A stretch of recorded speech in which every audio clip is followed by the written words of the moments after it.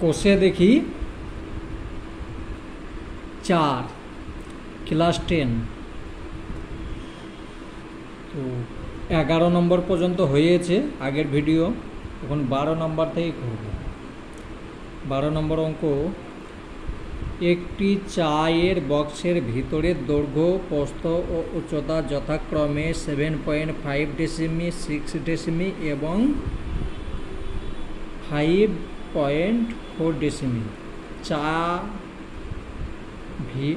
ভর্তি বক্সটির ওজন 52 কিলোগ্রাম 350 গ্রাম, কিন্তু খালি অবস্থায় বাক্সটির ওজন 3.75 কিগ্রা। 1 ঘন ডেসিমি চায়ের ওজন কত? তো চলো তাহলে 12 নম্বর,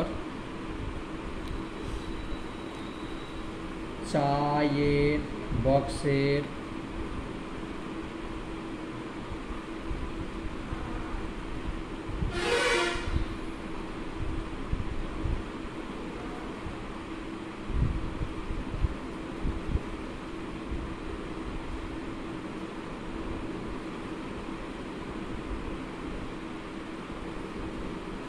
ভিতরের প্রস্থ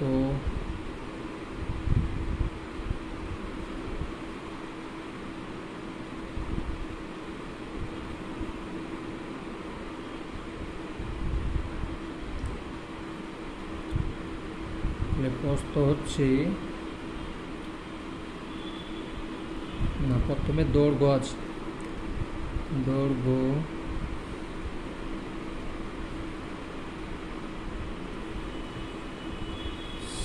7.5 ডেসিমি,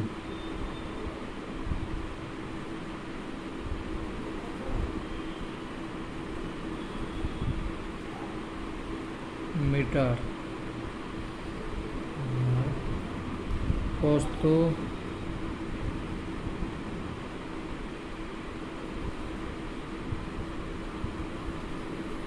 6 ডেসিমিটার, উচ্চতা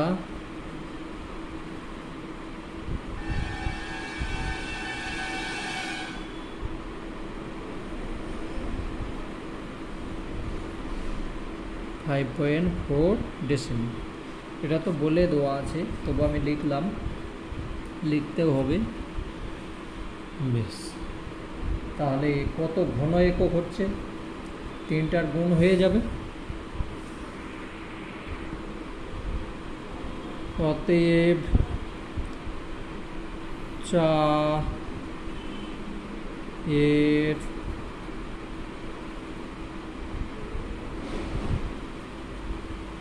বাক্সের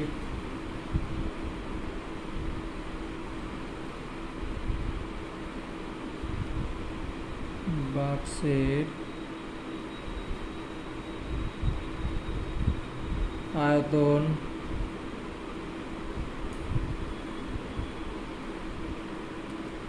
আয়তনের সূত্র হচ্ছে কি? দৈর্ঘ্য গুণ প্রস্থ গুণ উচ্চতা। তাহলে 3টাকে গুণ করে দাও।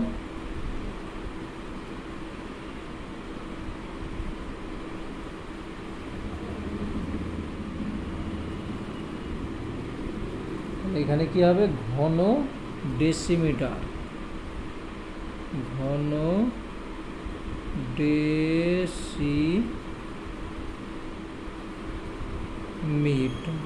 ঠিক আছে, ঘন ডেসিমিটার।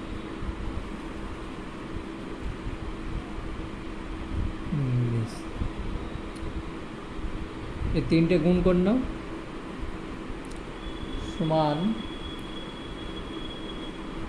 243 হবে। তোমরা গুণ করে দেখবে। ঘন ডেসিমি।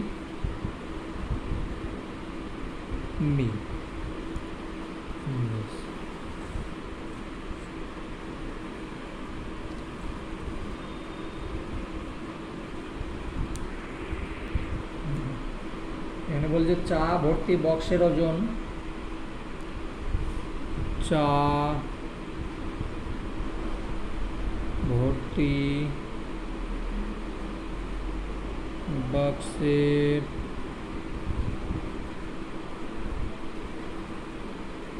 ওজন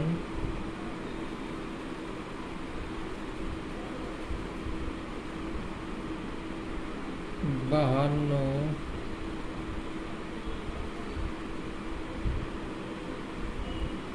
এখানে দশমিক করে নিলাম, ঠিক আছে, 0.35 কিলোগ্রাম করলাম।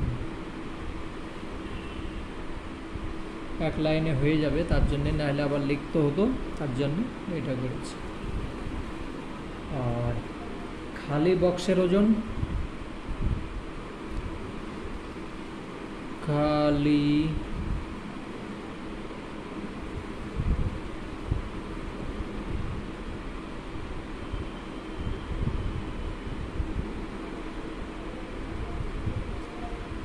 বক্সের ওজন হচ্ছে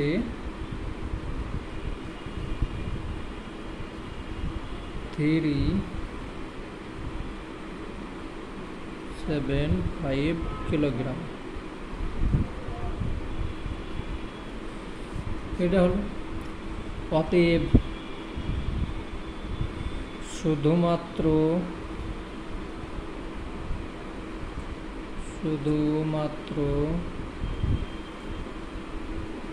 চা এর ওজন, এখান থেকে এটা বিয়োগ করে দেবে,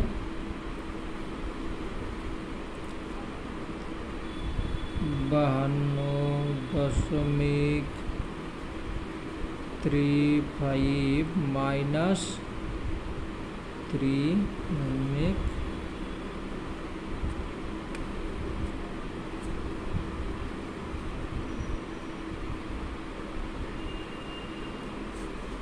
সমান, এটার সঙ্গে এটা বিয়োগ করলে কত হচ্ছে 48.60, বিয়োগ করে দেখে নেবে 48.60।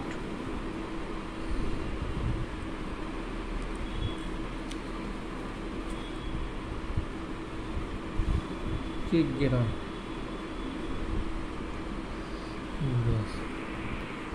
তাহলে দেখো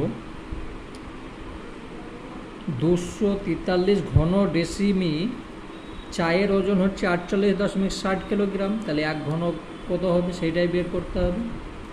তাহলে ঐকিক নেমেই করো, 243 ঘন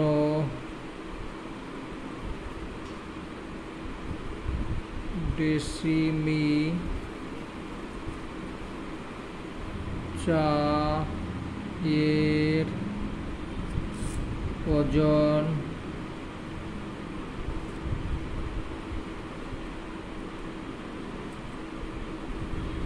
হচ্ছে 48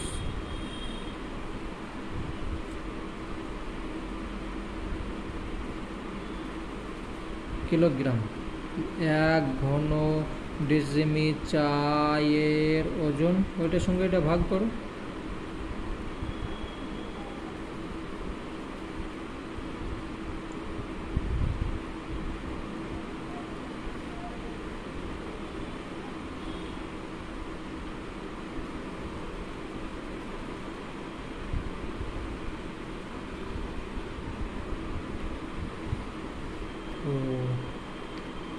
এটা ভাগ করে নেবে,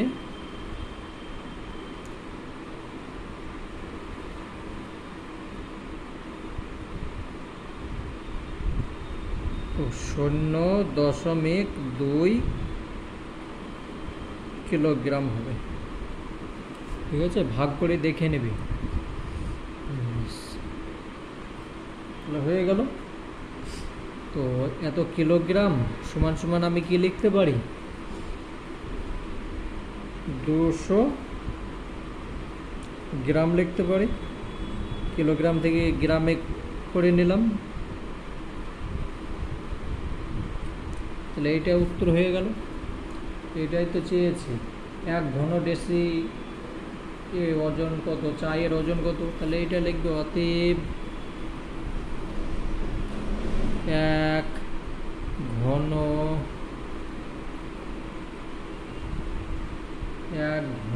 ডেসি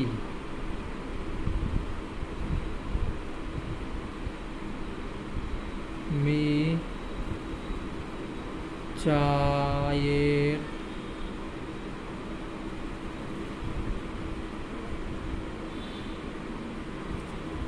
ওজন 200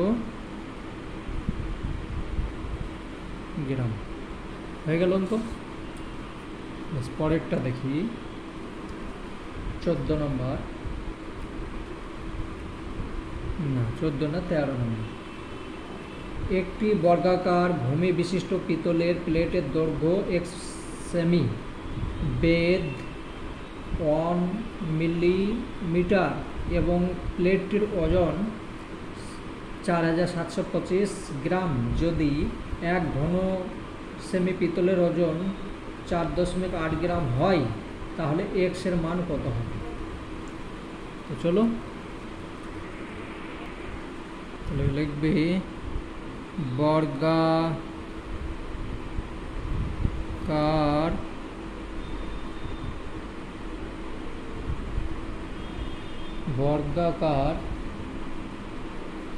প্লেটের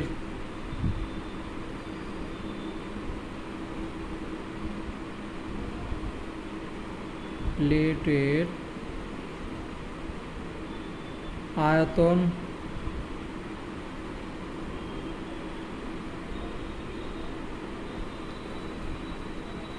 হবে এক্স স্কয়ার,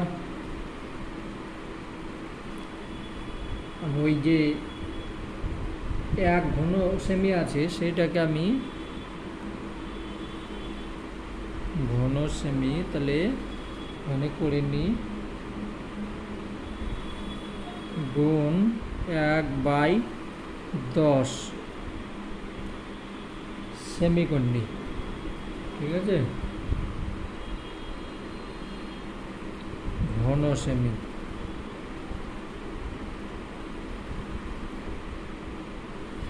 এইটা মানে দৈর্ঘ্য গুণ প্রস্থ গুণ উচ্চতা, এটাই হলো।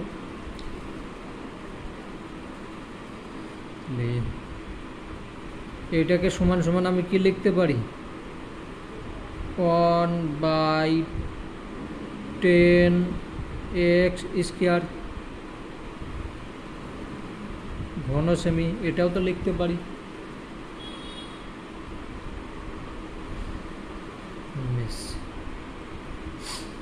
বা এটাকে ওপরেও লিখতে পারো, বেশ যাই হোক এরকম থাকলো। আবার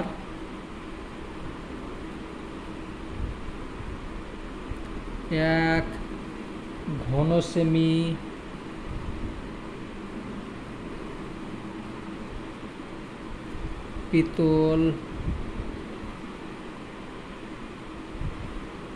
পিতলের ওজন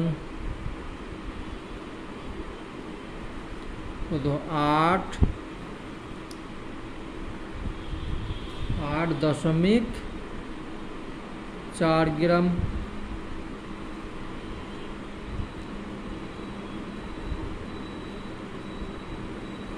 অতএব এই ঘন সেমি এক্স স্কয়ার বাই 10 ঘন সেমি পিতলের ওজন কত হবে, কম হবে না বেশি হবে?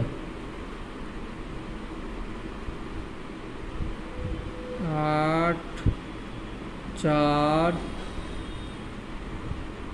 এক্স, এখানে দশমিক তুলে দিলাম, ঠিক আছে, দশমিক তুলে দিয়ে এটা হয়ে গেল। আর এখানে নিচে কত আছে, নিচে আছে 10 সমান সমান আমি এটাকে লিখব কি 84 এক্স স্কয়ার বাই 100 লিখব গ্রাম। বোঝা গেল?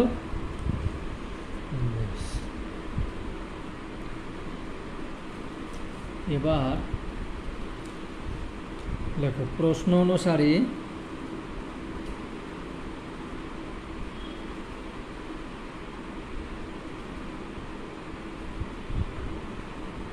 এইট 4x স্কোয়ার বাই 100 সমান সমান এই যে কত আছে 4725 4725 হলো। এটাকে সমাধান করো এবার। তাহলে বা এক্স স্কোয়ার সমান এটা উপরে যাবে, এটা নিচে আসবে, তাই তো?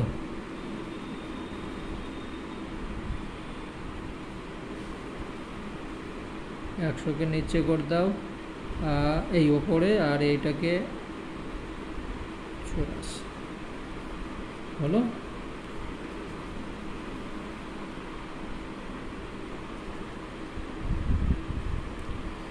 এইটার সঙ্গে এটাকে কাটো এবার। কাটলে কত হবে? এখানে হচ্ছে এটা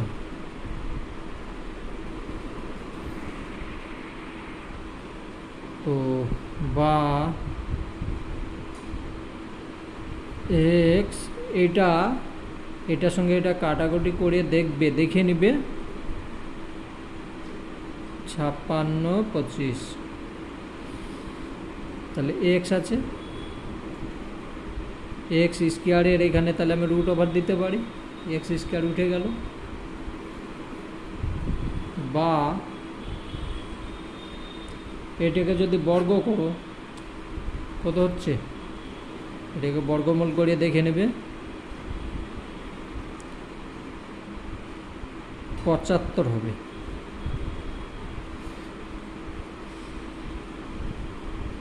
তাহলে এখানে উত্তর হয়ে গেল এক্স এর মান 75। এখানে লিখে দেবে, অতএব নিচে লিখবে তোমরা এক্স এর মান 75 সেমি।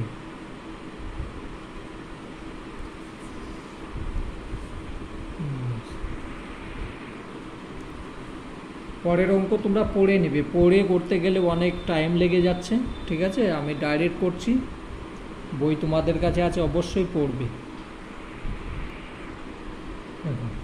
এখানে দৈর্ঘ্য এবং প্রস্থ বলে দিয়েছে, উচ্চতা বলেনি। উচ্চতা আমি এক্স ধরে নেব, ঠিক আছে?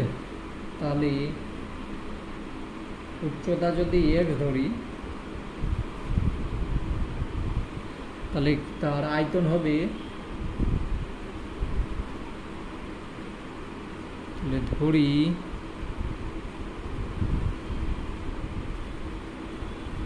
প্রতি গর্তের গভীরতা, প্রতি গর্তের উচ্চতা বা গভীরতা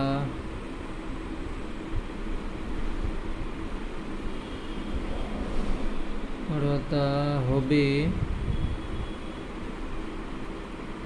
এক্স মিটার। তাহলে অতএব ক্ষেত্র প্রতিটি আয়ত ঘনকার গর্তের আয়তন হবে প্রতিটি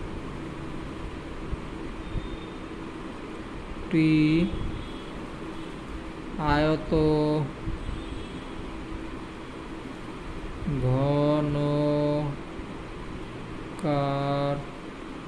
ঘনকার গর্তের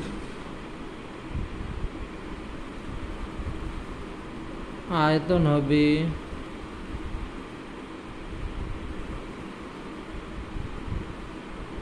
কত? দৈর্ঘ্য গুণ প্রস্থ গুণ উচ্চতা, তাই তো? তাহলে এখানে হচ্ছে প্রথমটা হচ্ছে যে 14 গুণ 8 গুণ এক্স ঘন একক ঘনমিটার। এটা হয়ে গেল, আমি আর গুণ করলাম না, ঠিক আছে, এমনি থাক, ওখানে কাটতে সুবিধা হবে। তাহলে প্রশ্ন অনুসারে না, এখানে 30টা গর্ত বলেছে। বেশ, ঠিক আছে, ডাইরেক্ট করে দিচ্ছি, তোমরা গুণ করে নেবে। এখানে লিখি প্রশ্ন অনুসারে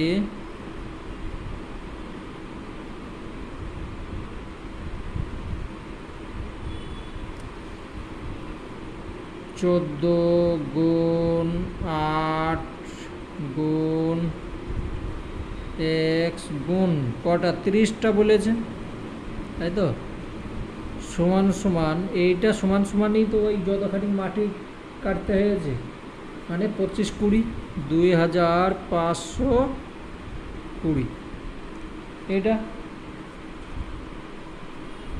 তো এইটাকে আমি সমাধান করব, আমি গুণ করলাম না কেন, দেখবে এইখানে কাটতে সুবিধা হবে, ঠিক আছে। তোমরা গুণ করেও করতে পারো বা এমনিও করতে পারো।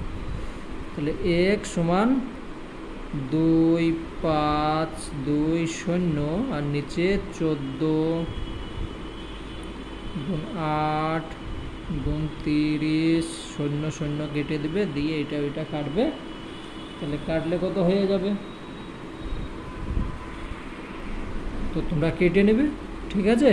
এখানে কাটলে সমান সমান, অতএব এক সমান হবে 10.75। তোমরা কেটে নেবে, হ্যাঁ। 75 কি এখানে, এখানে হচ্ছে মিটার, মিটার। তাহলে এখানে লিখতে হবে, সুতরাং প্রতি গর্তের বা অতএব প্রতি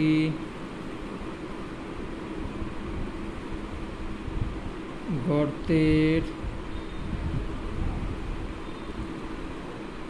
গভীরতা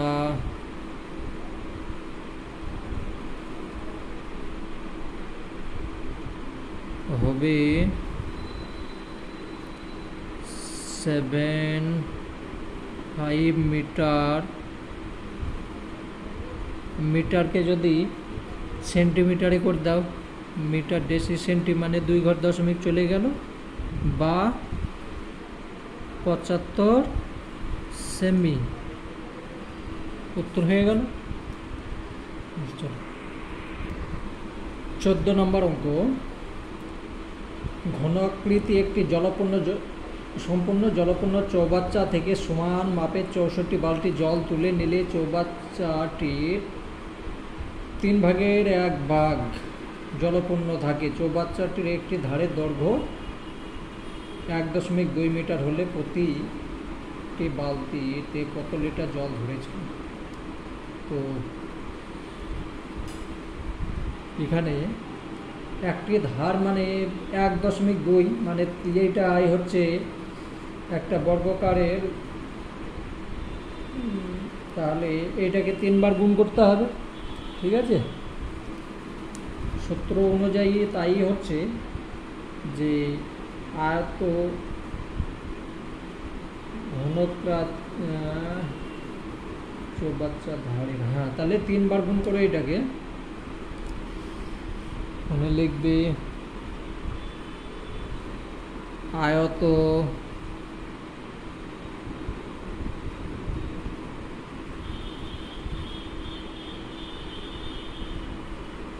না, আয়ত না, ঘন ঘন ঘনকা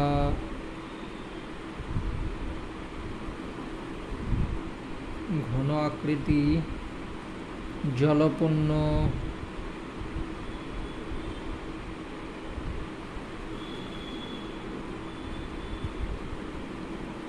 চৌবাচ্চার আয়তন, জলপূর্ণ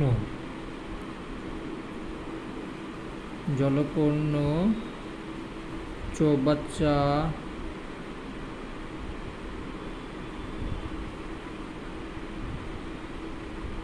এর আয়তন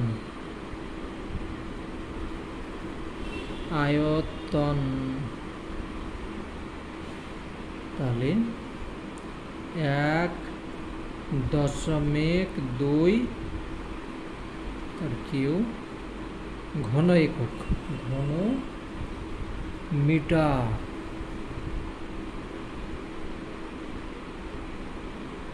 ঘন মিটার এটাকে যদি 3 বার গুণ করো তাহলে হয়ে যাচ্ছে 1.728 28 ঘন মিটার। তো আমি মিটার থেকে আমি ঘন ডেসিতে পরিণত করছি, ঠিক আছে? সমান 1.728 ঘন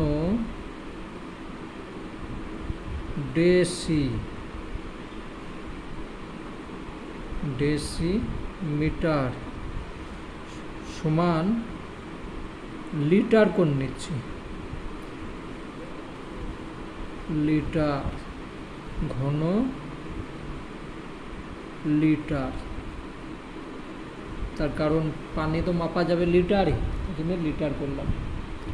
তো এইটা হচ্ছে 3 ভাগের 1 ভাগ, তাই তো? জলপূর্ণ থাকে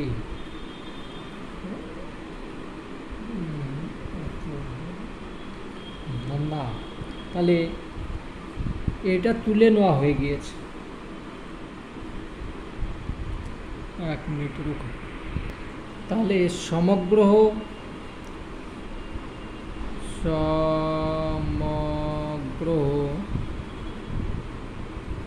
চৌবাচ্চাটি হবে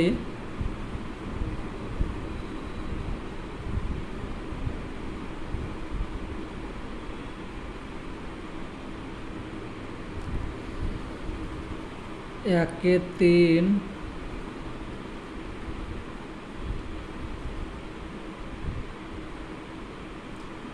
এটা করবে, তাহলে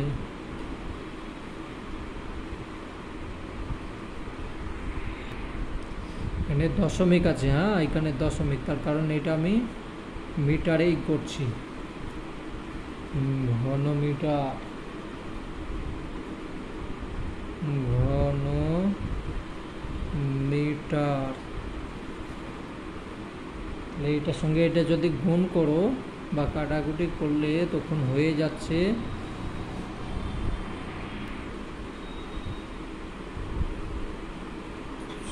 0.576 ঘন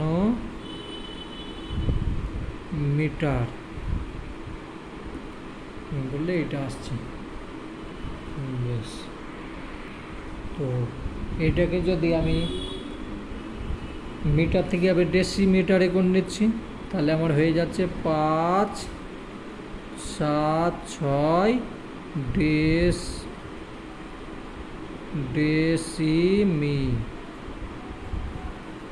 ডেসিমিটার, ঠিক আছে? মিটার থেকে ডেসিমিটার করে নিলাম। এবার লেখো চৌবাচ্চা থেকে তুলে নেওয়া জলের পরিমাণ চৌবাচ্চা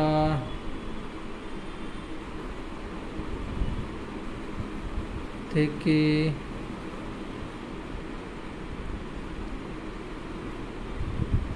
জল তুলে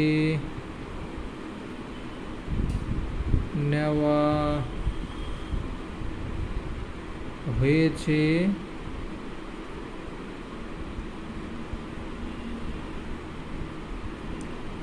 এই যে এটা আছে, এইখান থেকে এটা তুলে নিয়েছে,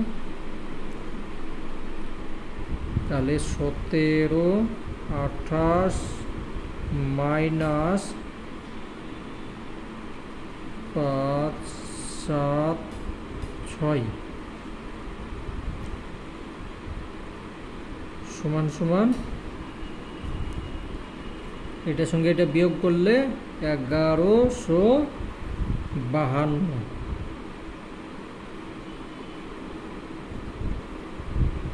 লিটার, ঠিক আছে, 1152 লিটার।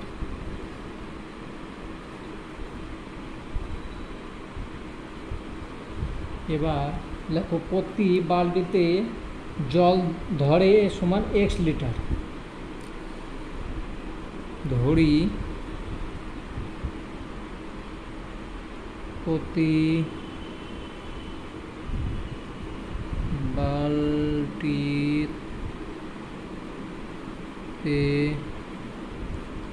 জল ধরে x লিটার। ধরলাম এটাকে, তাহলে প্রশ্ন অনুযায়ী না, অতএব 60 বেশ, প্রশ্ন অনুযায়ী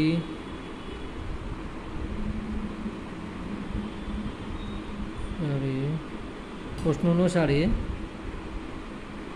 64টা আছে, তো কত বালতি? হ্যাঁ, 64x সমান 1152, তাই তো? এটা আছে জল, আর এইটা বা x সমান 1152 বাই 64। তো এটাকে এটা ভাগ করে দাও, 4 দুগুণে 8, তাহলে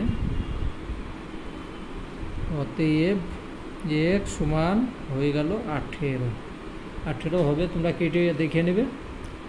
তাহলে এখানে এবার লিখতে হবে অতএব প্রতি এখানে লিখছি প্রতি বালতিতে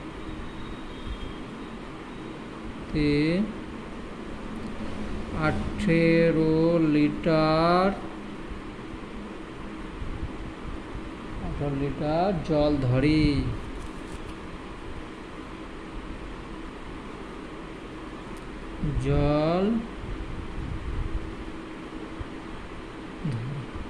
হয়ে গেল। তো বাকি অঙ্কগুলো আমি পরে ভিডিওতে করছি, ঠিক আছে? অবশ্যই এগুলো প্র্যাকটিস করবে, খুব ভালো অঙ্ক।